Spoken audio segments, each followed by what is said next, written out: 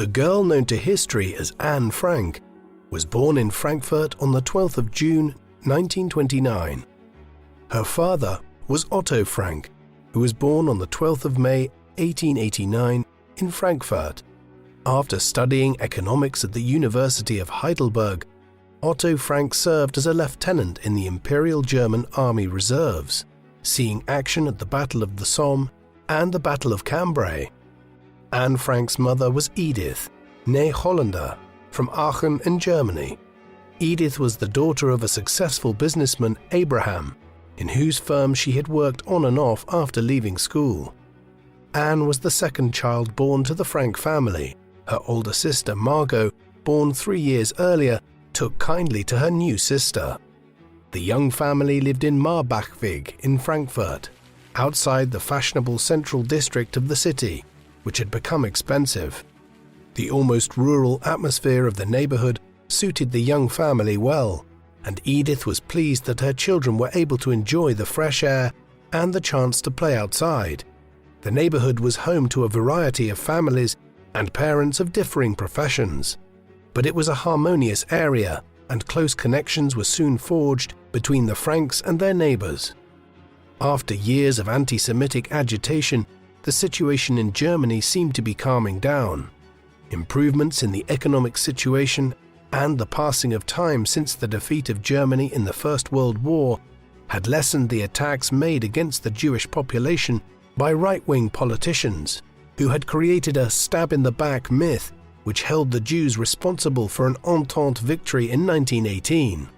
In 1927, Adolf Hitler, then a fringe politician, had caused a stir with several of his speeches. Such sentiments were expressed by many Germans in private at the time, as was the case with the Franks' landlord, Otto Konitzer. The Franks' family income came from a combination of banking and the Soden Mineral Products Company, which used minerals from the Bad Soden springs as lozenges, which were then sold as health products. Family vacations were often spent at Bad Soden in western Germany, about 10 miles from Frankfurt. Anne was, from the notes in her baby book, quite a handful. Her mother noted that she cried a lot and often suffered with colic or an infantile cough. Despite waking often in the night to put Anne back to sleep, 1929 began as a good year for the Franks. Business was starting to recover, and the favorable economic situation benefited the center-liberal parties that they, along with many other German Jews, favored. This was sadly a short-lived heyday. The Wall Street crash of 1929, just 4 months after Anne was born, plunged the world into crisis.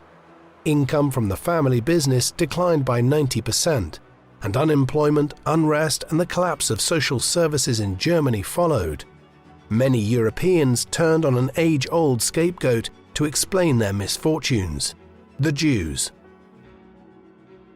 The National Socialist German Workers' Party, NSDAP, more commonly known as the Nazi Party, jumped from a 3% share of the popular vote in 1928 to 18% in 1930.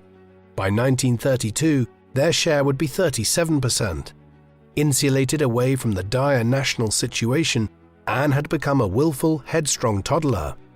She grew close to both of her parents, and her father spent a lot of time with his children, allowing them to forge a close bond that was rare for the time. He would tell Anne and Margot stories centered on 2 characters named Good Paula and Bad Paula. Anne was said to have preferred Bad Paula, who was a troublemaker. In 1930, the family had to sell the premises in which the family-run Michael Frank Bank was located, and themselves moved to the so-called Poets' Quarter on Ganghoferstrasse alongside members of the upper middle class. Their new neighborhood provided security in numbers. The family was surrounded by liberal-minded families, many of them also Jewish.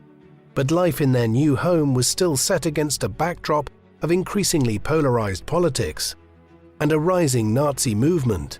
Mein Kampf, first released in 1925, was republished in 1930 as a single volume, and included passages such as "No nation can rid itself of the Jews except by the sword." By the middle of 1932, the Franks' financial position had become more unsteady. Both of their income streams, from the bank and from the mineral company, had almost dried up, and letters from Otto and Edith Frank to family and friends show that they were running out of basic goods. Business at the bank collapsed altogether in 1932, when it was found that Herbert Frank, Otto Frank's younger brother, had accidentally invested in foreign securities which had been illegal in Germany since 1931. Herbert Frank was released after a short spell in detention and moved to Paris. When Otto Frank stood in on his trial to represent his brother, the case was thrown out after it was determined that Herbert had been a victim. However, the damage was done, and the bank's reputation ruined. Help came in the form of Jean-Michel Frank, a successful cousin who had helped to design the interior of the Rockefeller Center in New York, who sent money to his European family, just in time to cover their mortgage payments. Margot started school towards the end of 1932, attending the Ludwig Richter School, which was a progressive liberal establishment, open and friendly to Jews. Despite this, Frankfurt was becoming ever more greatly affected by the Nazis and their affiliated movements. National Socialist youth leagues started to appear in other parts of the city, and contact with Jews was forbidden.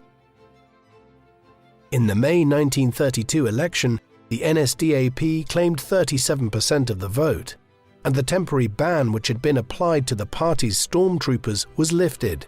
The split between the left and the right in Germany had reached a fever pitch. The streets soon became a battleground between communists and National Socialists. In 1933, President Paul von Hindenburg appointed Hitler as Chancellor, and his movement gained even greater traction in communities and neighborhoods across the country.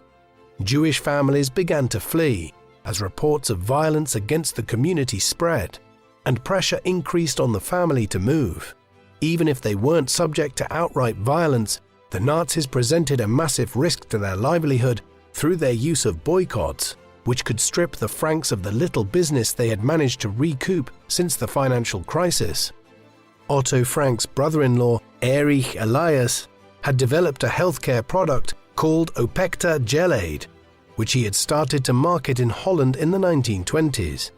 It was he who suggested the idea that the family should escape the net that was tightening around the Jewish communities in Germany by moving to the Low Countries. From April 1933, the government was purged of Jews, and many used the opportunity to leave Germany altogether. Shortly after, it was proclaimed that when the Jews write in German, they lie, causing book burnings to ignite across the country. The words of Heinrich Heine, Otto's favorite poet, "Dort wo man Bücher verbrennt, verbrennt man auch am Ende Menschen." Where they have burned books, they will end in burning human beings, were amongst those set aflame in the NSDAP's bonfires. In 1933, Otto traveled to Amsterdam to prepare for the family's move. He started to establish a business in his own name, entered into the Dutch Chamber of Commerce's record as Nederlandse Opecta Maatschappij NV, or the Dutch Opeka Joint Stock Company. The operation of the company was described formally as the production and sale of fruit products. In December 1933, the family moved to Amsterdam, joining tens of thousands of Jews who left in the same year. The family moved into a flat on Merwedeplein, a modern development in Amsterdam's old city. The Franks remained relatively close to Edith's family in Aachen, who would often come and visit them. It was reported in her baby book that Anne loved her uncle Julius and was delighted whenever he entered the room. Her parents also noted that she was becoming an inquisitive child and asked almost constant questions. Edith had tried to make the transition from Germany to Holland as painless as possible, although Anne found it hard in the first few weeks that the family were in Amsterdam. This was partly down to the fact that she had to remain at home with her mother during the day. Margot was enrolled in a school, and with no room at the kindergarten in their neighborhood, Anne longed for her friends in Frankfurt. However, a few months later, in May 1934, space opened up at the local Montessori, and Anne was enrolled there alongside another German-speaking child, Hanneli Goslar. who immediately became her best friend. A third friend, named Suzanne Lederman, joined Anne and Hanneli, forming a tight trio of friends. The family home was now 37 Merwiedeplein, the number indicating that the home was an apartment in a larger building. The Franks lived in what was the larger building on a square, which bordered a central plaza, where children would play in the evening once they had returned home from school. The river quarter of Amsterdam had become a center for Jewish émigrés, many of them from Germany, and around 1/3 of the population were Jewish by the end of the 1930s. This influx of Germans led to a cultural shift in the neighborhood. Bus conductors, shopkeepers, and newspaper boys spoke primarily in German, and some nationalist reaction was felt from Dutch communities who objected to this. The Franks had a period of adjustment to this new neighborhood too. Whilst they were Jewish, they did not practice the faith as devoutly as some of their new neighbors, such as the Lederman family. Indeed, Otto himself had not undergone a bar mitzvah. Learning the language was tricky for many German families who had moved to Amsterdam, as, although similar, adults and children alike had to learn new meanings for words they had formerly used for entirely different definitions at home. Gekocht meaning bought, rather than cooked in Dutch, for example, alongside starting new jobs, new school places, and friendship groups. Anne was soon enrolled in the local Montessori school, which matched her personality well.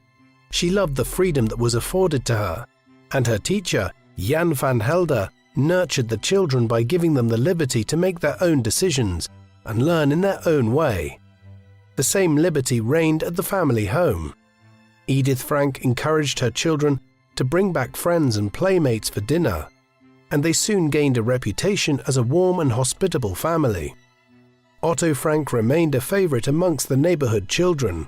His ability to laugh, joke, and make up stories delighted the children who came to visit, and he made a point of spending as much time as he could with his children, who adored him.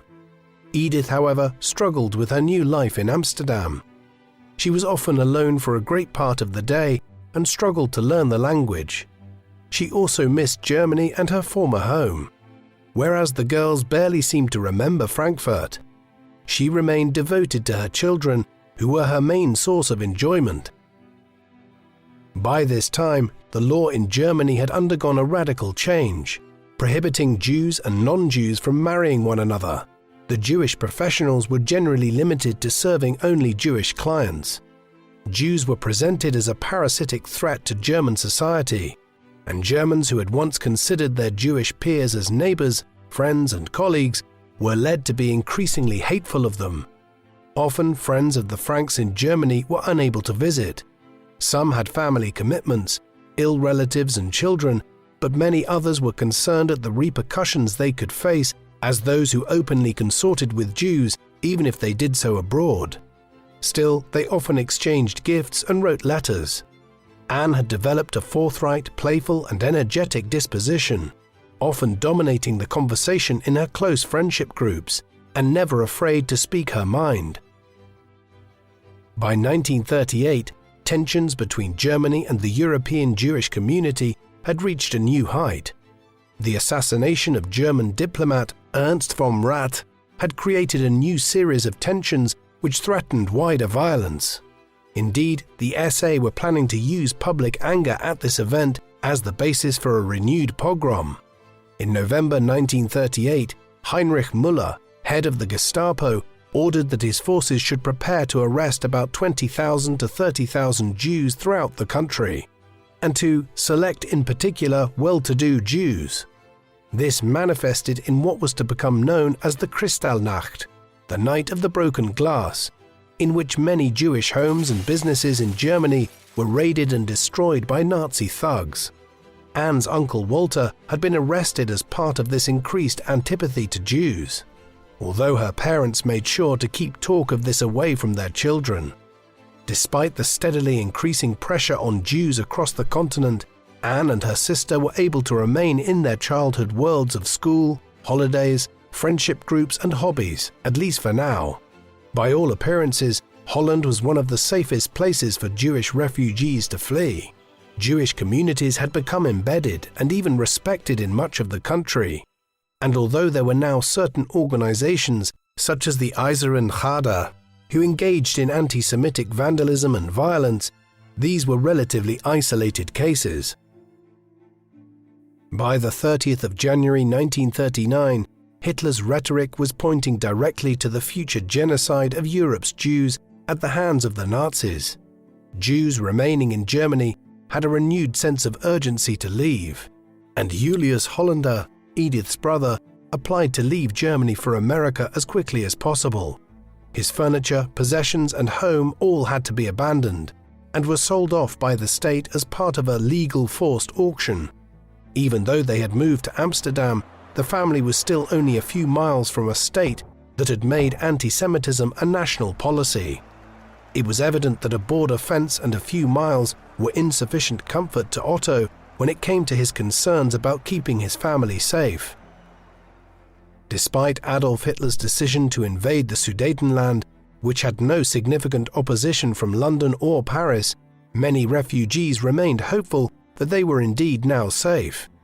Hitler claimed at the time this act was intended to liberate the Sudeten German population of the region, although this unopposed military aggression from Germany did not inspire confidence to those who had moved into a neighboring country to escape the German state. The same conversations were often held at the synagogues located around Amsterdam, which many Jewish families, such as the Franks, viewed as a community center, rather than an Orthodox place of worship. The conversation reached new heights of anguish when, in September 1939, Hitler invaded Poland. This was shortly followed by an ultimatum issued both by France and the UK, which, having been ignored by the German government, led to declarations of war on the 3rd of September 1939. Hitler's swift capture of Poland brought millions of Jews under the jackboot of his security forces. The SD, the state's paramilitary security service, controlled by Reinhard Heydrich, were deployed throughout this new territory to consolidate Polish Jews through action plans. The SD robbed, intimidated, and attacked Jews throughout Poland, which the Dutch press, keen to remain uninvolved, reported on only in vague terms. The invasion of Poland was a major concern for Edith and Otto Frank. Both of them would say publicly that since Holland had remained independent in the First World War, it would likely continue to do so in this new conflict. However, Hitler's careless attitude toward breaking agreements with European powers in his previous invasions gave them little hope that the same rules would be obeyed. Whether Holland was neutral or otherwise was not a question which they could determine, and the fate of the Jews who had fled there had become a lot more uncertain. These concerns tormented Edith and Otto, as well as their neighbors and friends. In private, however, they always ensured that such discussion and fear did not creep into the lives of their children, whom they attempted to shield as much as possible. Holland itself was invaded by the Nazis on the 10th of May 1940. With the events of 1939 and the widespread invasions which had taken place by the German regime, it seems obvious in retrospect that Holland would appear on the list of targets. This is not as straightforward as one might think. 29 times there had been a false alarm about a German invasion of Holland, and some had become convinced that the region was safe. The 10th of May dawned with great confusion.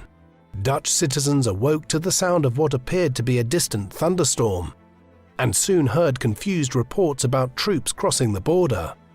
Others saw aircraft in the sky, unsure of whether they were British or German.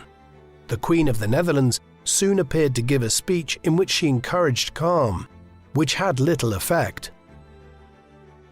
Parents were faced with the immediate questions of the day. Should their children go to school or remain at home? Should mothers and fathers flock to stores to stock up on supplies before it was too late? Should one of the parents head off to work? Otto decided that he would go into the office, all the while stemming the great fear that must have flooded him. The sun shone bright and warm in Amsterdam. As the phone lines went dead, the people started storming shops. The air was soon punctuated by air raid sirens. At 8 p.m. a curfew was ordered and people were ushered back into their homes. In their living rooms, the thoughts of some people turned to their neighbors. Who would support the new regime once it gained power? Would anyone else flee? Decisions about what to do next, who to trust and where to run, flooded through the minds of many, all the while set against a backdrop of a continued rumble, which grew louder and louder with every hour that passed. Very few of those who tried succeeded in leaving the country. They were turned back from the border checkpoints, and many arrived at ports to find that the few ships still moored there were already full of refugees.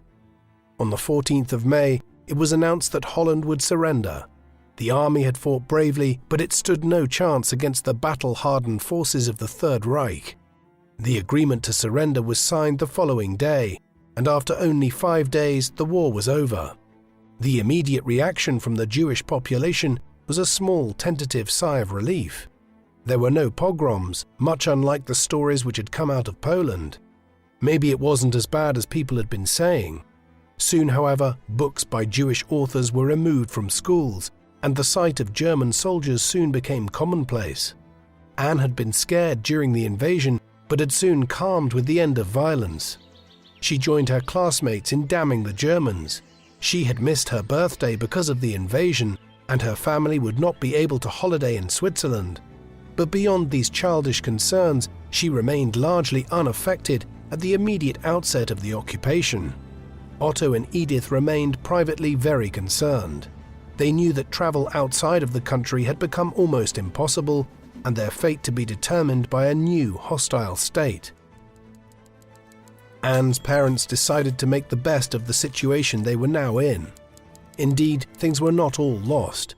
The family business was performing better than ever, in some part due to the German Wehrmacht itself, which was a large customer of a firm with whom Otto worked closely, although no record remains which shows any direct dealing between Otto himself and the Wehrmacht.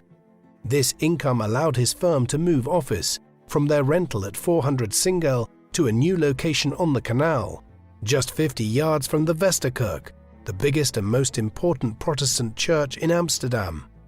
Anne's letters from this time indicate that she was still very much concerned about matters unrelated to the government, such as ice skating, her friends, and school. Life for her parents also remained largely unchanged, although relatively small restrictive measures had come into place.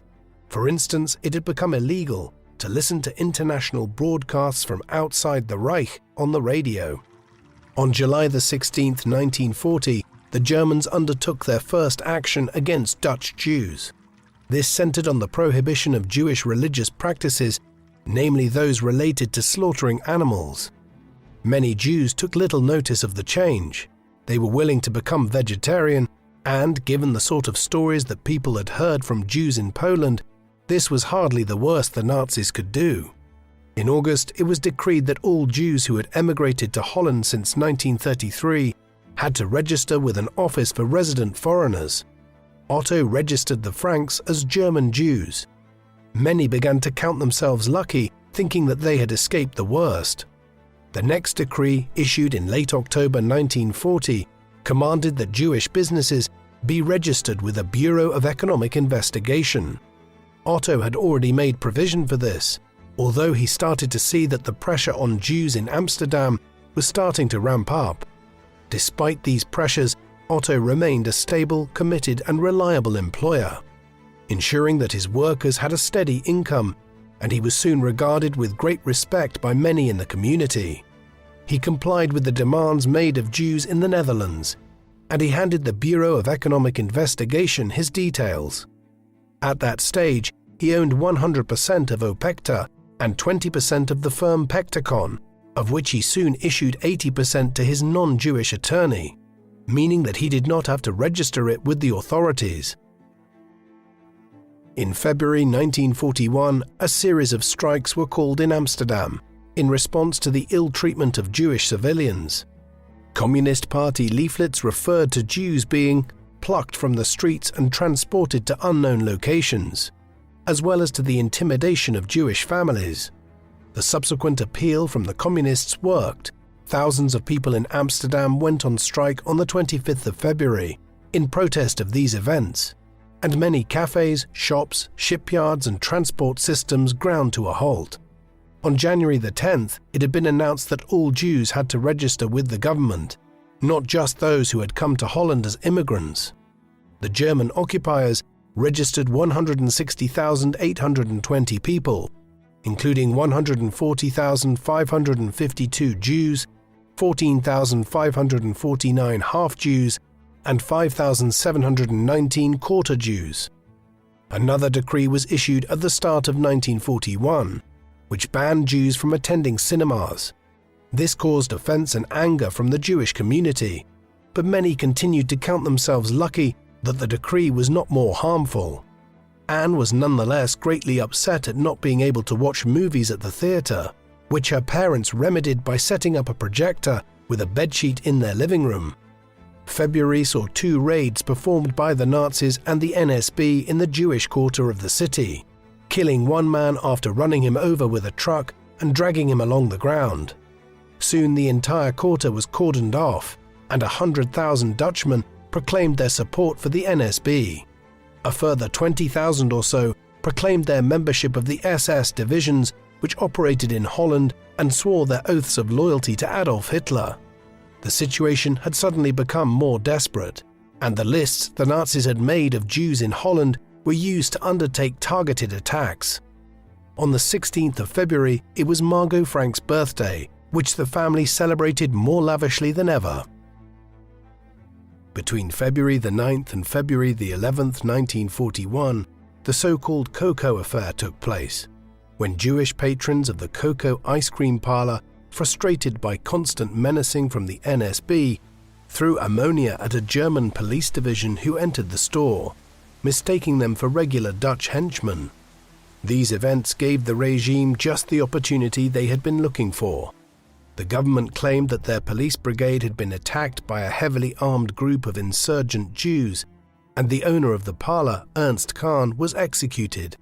On the 22nd, the civil police stormed the main square of the Jewish quarter and attacked every man they saw, pulling them from their bicycles and arresting over 400 people.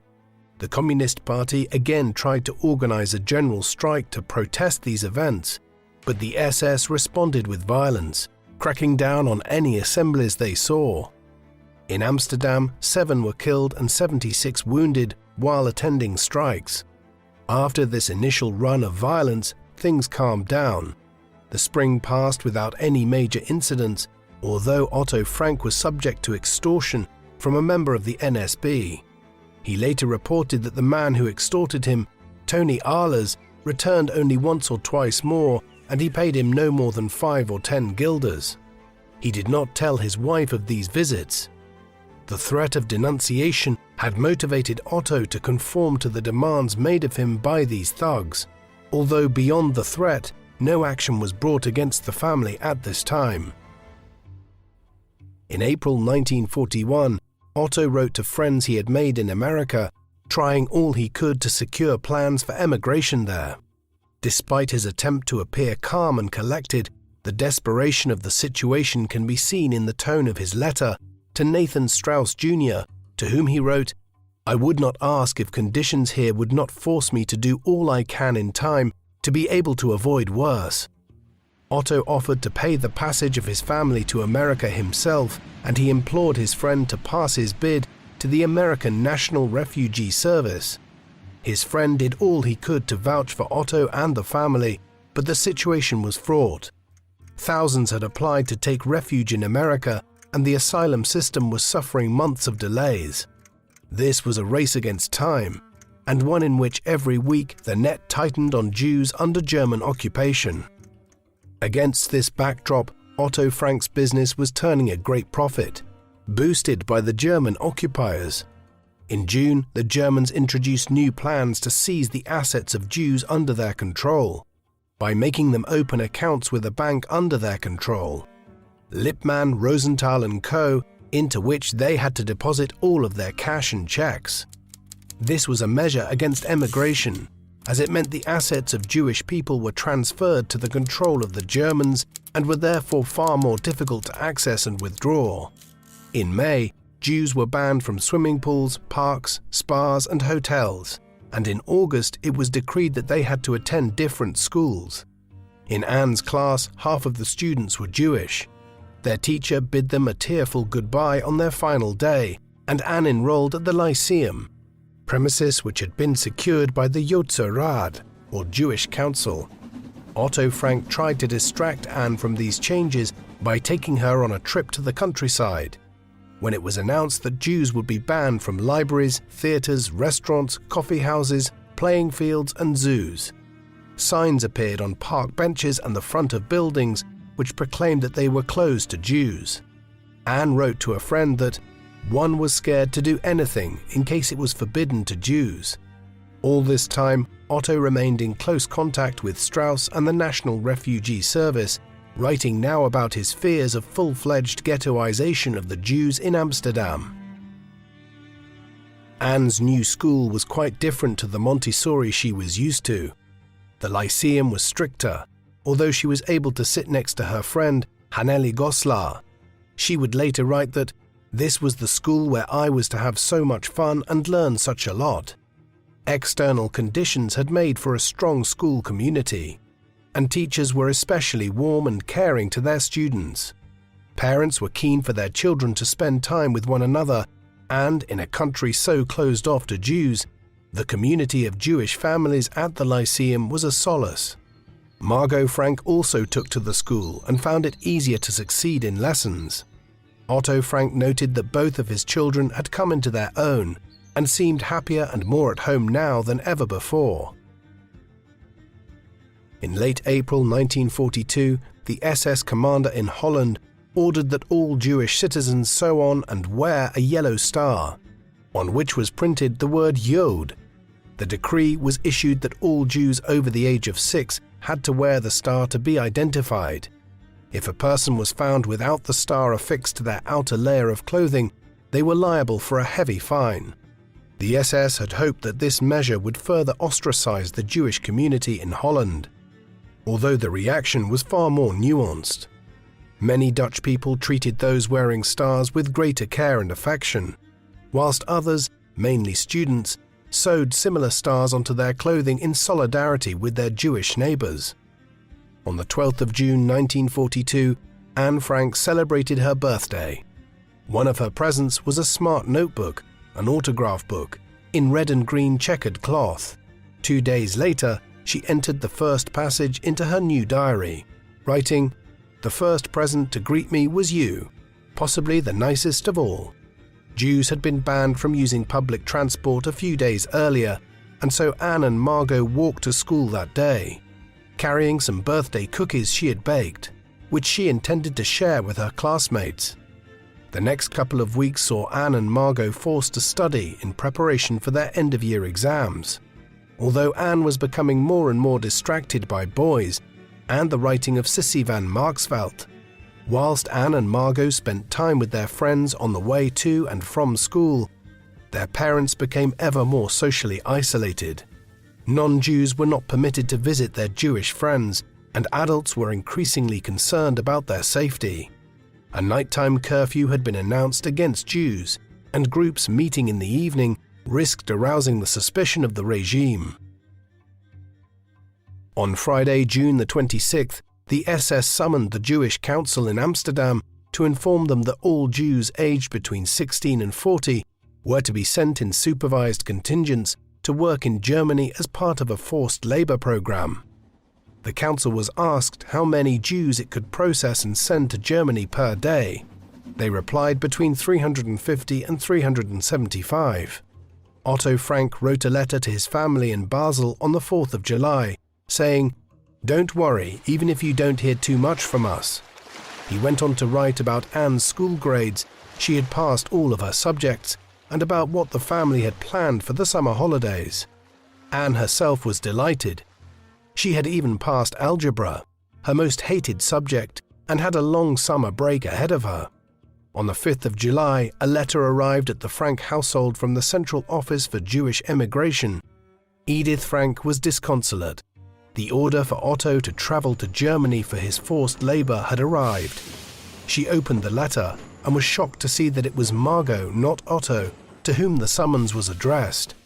Edith, when asked by Margot what the letter was about, told her that Otto had been summoned, but that he would not go under any circumstances. Otto was out but returned home at 5 p.m.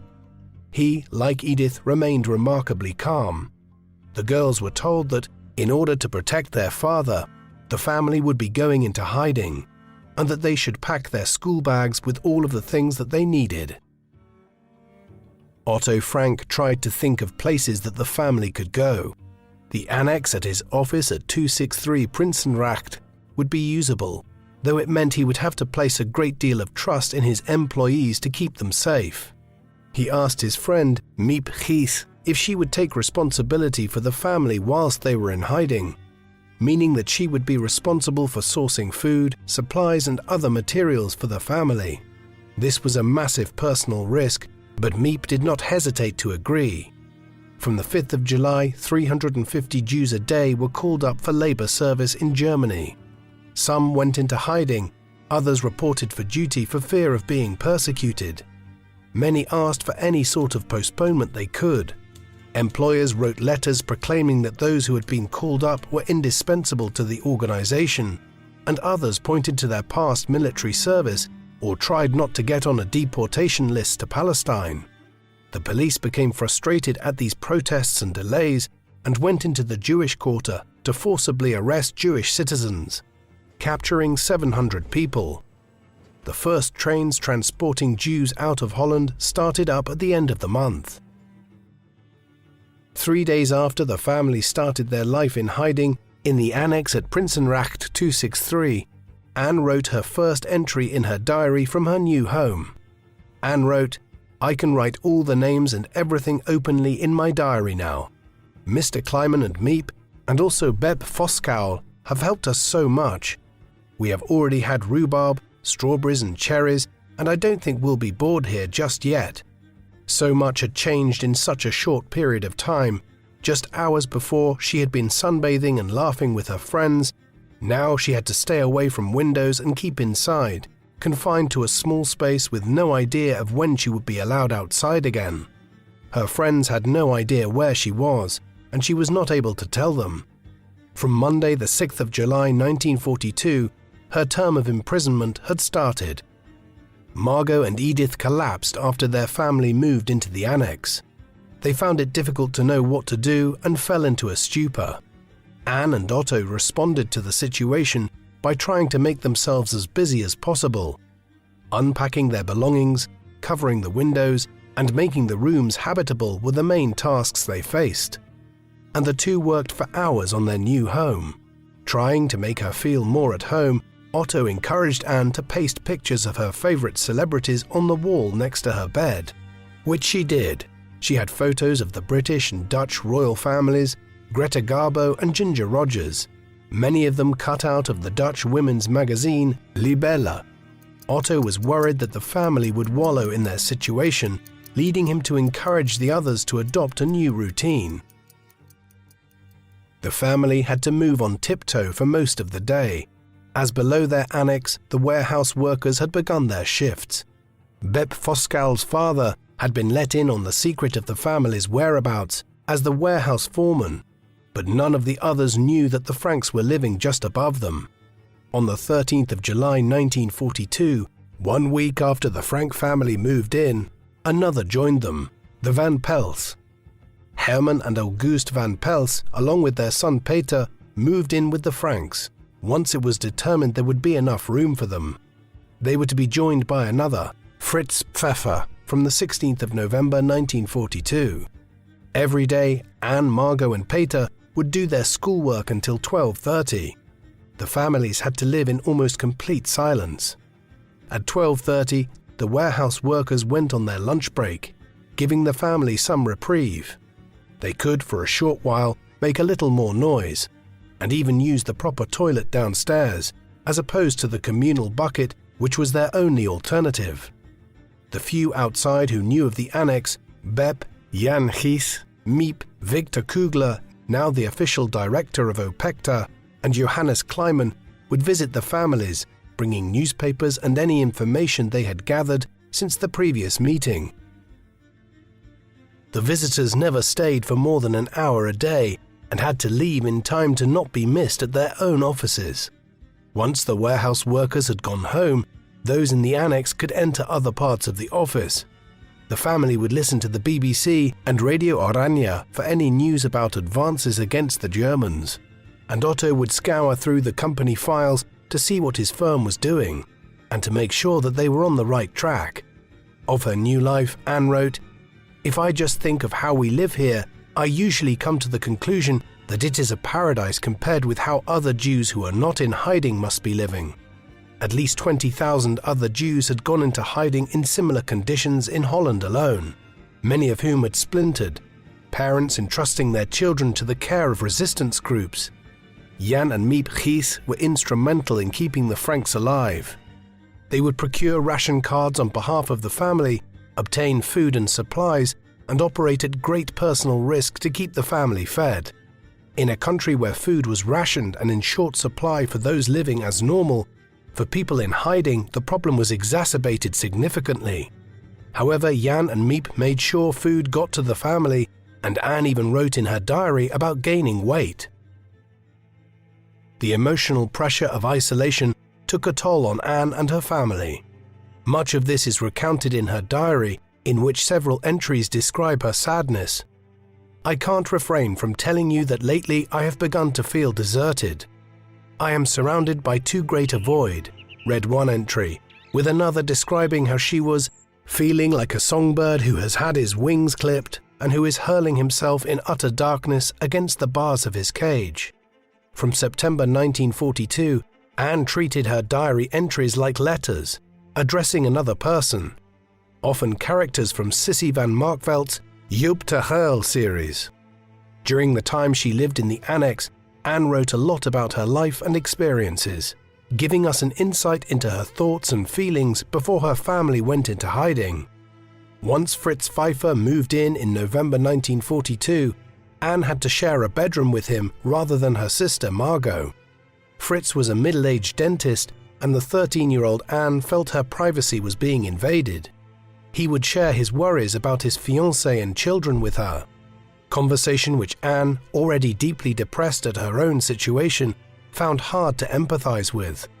Other family ties were strained in the annex, given the proximity of those living there. Anne found it hard to get on with her mother, who grew closer to Margot, whilst she herself found solace in her father. She would write in her diary that her father has become very tolerant, for he too sees Mummy's faults. In the original version of Anne's diary, she shrewdly identifies that her father and her mother obviously got on with one another, but that she doubted that her father returned the love her mother had for him. Anne hoped for the coming of the Allied invasion along with the rest of her family, and wrote of her belief that an invasion was imminent 12 times in her diary. The family lived out their days largely in fear. Every time fuses shorted, or there was a loud sound from outside, a jolt of fear spread through the household, and visions of being uncovered and dragged from the annex filled the minds of all present. By the autumn of 1942, the whole family were aware of what was happening to the Jews. They were not, as the government claimed, being transported back to Germany, but all the way to Poland. The Gestapo were rounding up not just young men, but children, pregnant women, and the elderly. In October 1944, Anne wrote, "These people are treated by the Gestapo without a shred of decency, being loaded into cattle trucks and sent to Westerbork, the big Jewish camp in Drenthe. Westerbork sounds terrible. If it is as bad as this in Holland, whatever will it be like in the distant and barbarous regions they are sent to? We assume that most of them are murdered. The English radio speaks of their being gassed. Perhaps that is the quickest way to die." Little by little, details about the atrocities being committed against the Jews came to the annex. The family did not have the full picture, but they were aware that if they were caught, they risked being victims in one of the most terrible episodes of mass murder in human history. Such were the risks that the family were unable to seek medical advice whenever they were ill. Any illnesses or injuries they sustained had to be dealt with on their own, and in total secrecy and silence. The family always had their bags packed for an emergency departure, and it was hard to keep believing that they would one day be liberated. Neighbors, former colleagues, friends, all of them were now threats. Anyone could give them away. If they noticed the scraping noises when the family moved furniture before they laid out their beds, if they saw a chink of light in between the curtains, if they noticed visitors to the annex coming and going. Otto Frank later learned after the war that his neighbors had in fact had their suspicions. The family also faced the risk of being identified by robbers. The warehouse contained in another part of the building was broken into several times, and meant that, even once the workers had gone home for the day, the family still faced a threat from outsiders who may have been able to identify them. Anne grew to hate Germany, and wrote in her diary that she would apply for Dutch citizenship to the Queen herself, if it meant that she could stop being German. The depression, pressure, uncertainty and isolation deeply affected Anne, her family, and all of those on the outside who had been willing to help the family. Mentioning the annex to anyone outside the core inner circle risked being discovered, and those who provided food, news and aid to the annex's inmates were racked with nerves. The importance of these helpers was brought into sharp relief when, in January 1944, Miep and Jan Gies came down with severe stomach problems, and the family went without fresh food for several days. The Franks lived a fundamentally risky existence during their time in the annex, and signs of their concealment were difficult to hide. Workers in the warehouse commented to one another about the large quantities of milk which were being delivered, leading some, like Willem van Maren and Lambert Hartog, to believe that Jews were being harbored in the building. The cleaning lady, Lena Hartog, also voiced her belief that Jews were hiding in the building. The rumor spread around the warehouse, and to those who knew about the annex, it was obvious the net was closing in fast. On the morning of the 4th of August 1944, Karl Josef Silberbauer, a Gestapo officer, accompanied by Dutch henchmen, raided 263 Prinsengracht. It was never definitively discovered who called in the secret police on the Franks. The Gestapo found the annex and those who were hidden there. The Franks were arrested and transported to Westerbork camp. After 25 months of confinement in the annex, some aspects of their new environment were a welcome change. Fresh air, daylight, the chance to see and talk to strangers, to Anne it felt like some bizarre liberation. The men, Otto Frank, Johannes Kleiman, Victor Kluger, Fritz Pfeiffer and Herman van Pels were all interrogated by the police in South Amsterdam. The family had some hope. The Allies had by this time invaded and established a firm foothold in Europe after the D-Day landings, and they surely couldn't be far from the front line. There was hope of liberation, and the belief that they may just be in time for salvation. Otto Frank recalled how Anne gazed out of the train window on the way to Westerbork, the blue sky, the green fields, and the circling skylarks. Westerbork was a transit camp, holding some 16,000 people. Conditions were, for such an establishment, relatively normal. Children were organized as part of a youth group and attended a school. The women and children in the family were separated, and Otto joined the legions of male inmates who labored from 5 in the morning every day. Anne, Margot and Edith were tasked with taking batteries apart, coughing from the ammonium chloride they inhaled as part of this work. On the 25th of August, news reached the camp that the American armies had reached Paris. Liberation was surely only days away. The news flashed around the camp in a matter of hours. On the 2nd of September, the Franks were called forward to board a train. They departed Westerbork the following day, riding in cattle cars without windows and no space for sitting down. 70 people were crammed into a single car, which had 2 buckets, one empty and one filled with water. Inside it was pitch black and hard to breathe. 3 nights passed in these conditions, after which the train ground to its last stop, Auschwitz. Those departing from the train were separated into 2 groups. After a speedy examination, the young and healthy went to the right, the infirm and elderly to the left. Each prisoner had a number tattooed on their left forearm, were stripped and all the hair on their body shaved. Degradation after degradation was meted out to the prisoners, who were forced to shower in dirty water and then handed ragged outfits. We have little information about the time Anne spent in Auschwitz-Birkenau. Women who knew her there would recall that she was quiet and that she wept when she saw children being led to the gas chambers. Other prisoners recalled that she always tried to be positive, to raise a laugh, and to try and win extra bread for her mother and sister. Edith exchanged her shoes for extra rations for her daughters and went barefoot. The Franks were housed in Women's Block 29. Margot and Anne, suffering from terrible skin conditions brought on by the dirt and muck, were soon transported to the so-called scabies block, where inmates were kept in total darkness and rats ran over their bodies as they slept. On the 28th of October, Anne and Margot were placed on another train and transferred to Bergen-Belsen. Edith was not on the train, and Anne would never see her mother again. 5 days and 5 nights were spent in cattle cars, and the sisters stepped out at Bergen-Belsen in the freezing cold. Edith Frank, her daughters gone, remained in Auschwitz and fought for her life. If her children survived, she wanted to be there to welcome them back into her arms. Over the latter weeks of 1944, she collapsed into a fever. Starving, she refused to eat the stash of food she kept safe for Anne, Margot and Otto. On the 6th of January 1945, she died. At Bergen-Belsen, Margot and Anne believed their mother to be dead, even though this had not been confirmed to them.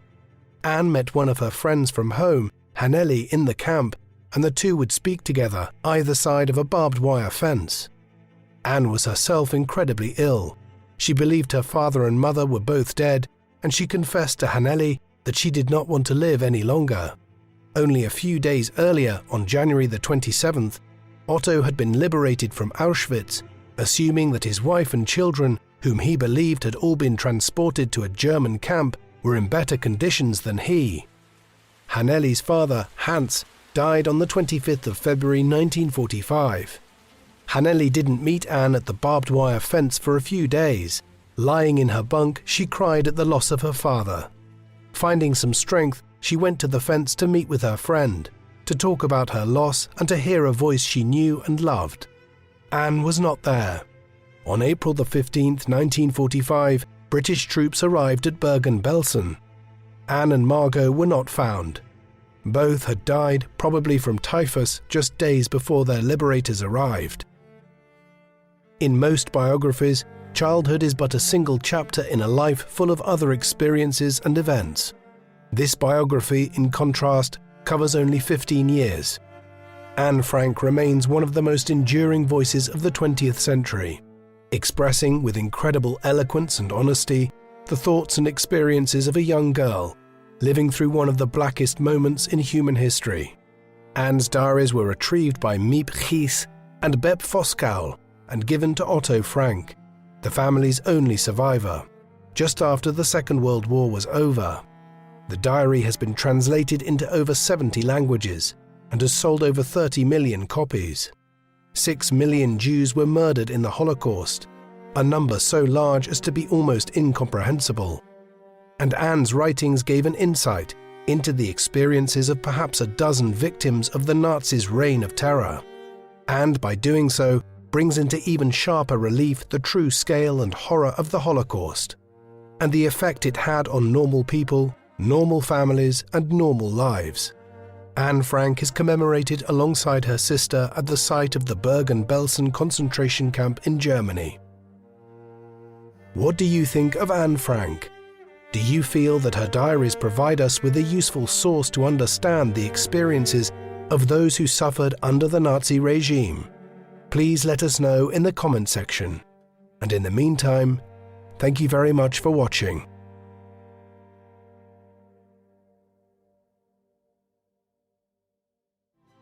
Thank you for watching People Profiles Documentaries. Please subscribe if you haven't already, and don't forget to hit the bell icon to get notifications so you never miss an upload.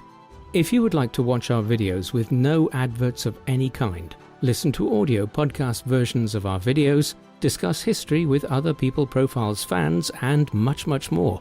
Go to peopleprofiles.com and become a member for as little as $2 per month.